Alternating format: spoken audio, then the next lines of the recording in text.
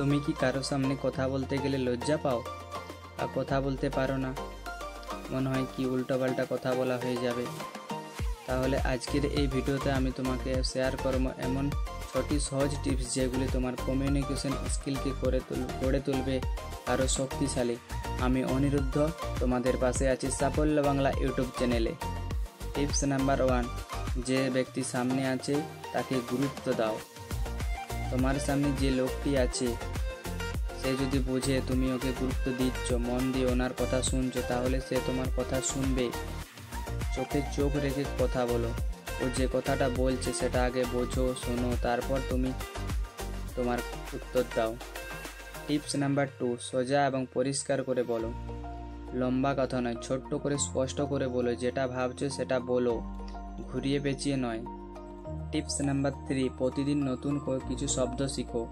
প্রতিদিন 5টি করে নতুন শব্দ শিখো, ইংরেজি কিংবা হিন্দি কিংবা বাংলা, যেগুলো দিয়ে বাক্য তুমি বানাতে পারো। টিপস নাম্বার 4, আয়নার সামনে দাঁড়িয়ে কথা বলো। আয়নার সামনে দাঁড়িয়ে নিজের সাথে কথা বলো, যেমন আজ কি করলে, আজ কি করছো, আজ কি করবে, এগুলো নিয়ে কথা বললে তোমার আত্মবিশ্বাস বেড়ে যাবে। টিপস নাম্বার 5, গ্রুপে কথা বলার অভ্যাস করো।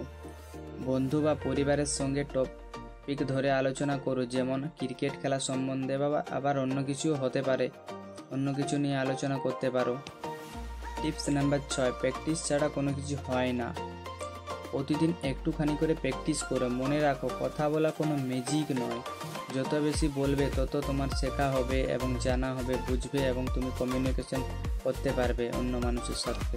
আজকে যেটুকু বললাম সব কিছু তুমি একদিনে পারবে না। আজ থেকে যদি তুমি শুরু করো, একদিন তুমি এমন হবে যে মানুষ হবে যে তোমার কাছে তোমার কথা শুনবে, তোমার কথা বুঝবে।